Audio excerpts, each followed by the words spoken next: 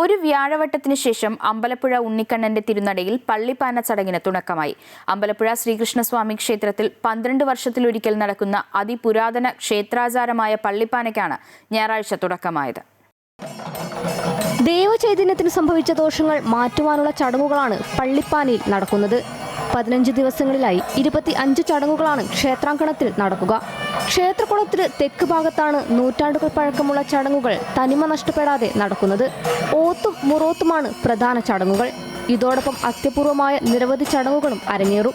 രാവിലെ 7-ന് പള്ളിപ്പാനയുടെ മുഖ്യ അവകാശിയായ കോമനവേലൻ പറമ്പ് സി ഹരിദാസിന്റെ കുടുംബക്ഷേത്രത്തിലെ ചടങ്ങുകൾക്ക് ശേഷം ഇവിടെ നിന്ന് കുത്തുവിളക്കുമായി കൂത്താടുകൾ അമ്പലപ്പുഴ ക്ഷേത്രത്തിലെത്തി.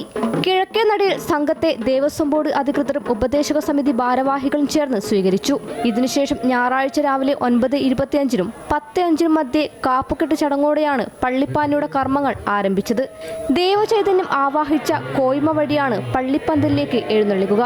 ഇടുപണബലി, രക്ഷാകലശ പൂജ, തട്ടുബലി, അന്തിപ്പേ കാവലേറൽ, പാനപിടുത്തം, ബ്രഹ്മൻ പുറപ്പാട്, നിണബലി, കിടങ്ങുബലി, കാലൻകോലം, ശാസ്താം പുറപ്പാട്, ചെറിയ കൂമ്പുബലി, വലിയ കൂമ്പുബലി, ആഴിപ്പേ, തിക്കുബലി, അടവിവരവ്, മധു എഴുന്നള്ളിപ്പ്, കാളിന്താരികനും വരവ്, പുറക്കളത്തിൽ കുരുതി, കാപ്പഴിക്കലും കോഴിയെ പുറത്തെടുക്കലും, കുരുതി, ഭാരതം തുള്ളൽ എന്നിവയാണ് അനുബന്ധ ചടങ്ങുകൾ.